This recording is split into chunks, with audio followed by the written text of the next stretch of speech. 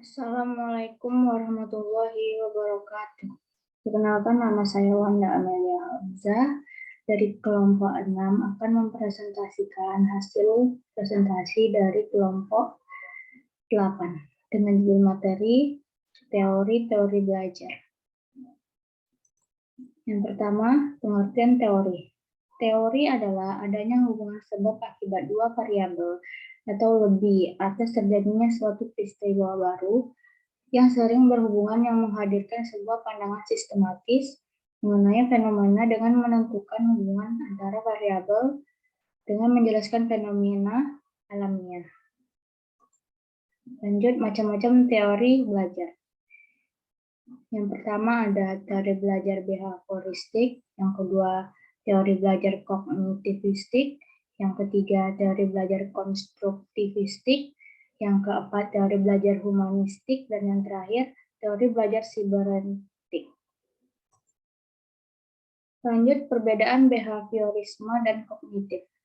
Behaviorisme adalah teori belajar yang berhubungan antara stimulus dengan respon yang ditentukan individu atau subjek terjadi melalui interaksi dengan lingkungan.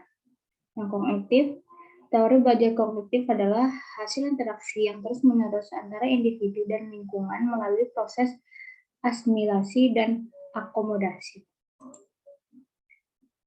Lanjut, ciri-ciri menurut RBS Putjartanto. Yang pertama, suatu teori harus menyintesiskan atau menjadi panduan mencampurkan sejumlah observasi. Yang kedua, teori dikatakan baik jika bersifat heuristik atau menyelidiki sendiri dengan mengarahkan pada dorongan kepada penelitian baru. Yang ketiga, teori harus menjelaskan hipotesis yang dapat diuji secara empiris. Jika hipotesis ini terbukti, teori menjadi kuat, begitu pula sebaliknya. Jika hipotesis tidak terbukti, maka teori menjadi lemah. Dan terakhir, suatu teori dipakai sebagai alat dan bisa benar atau salah, dapat berguna atau tidak berguna. Yang terakhir adalah kesimpulan.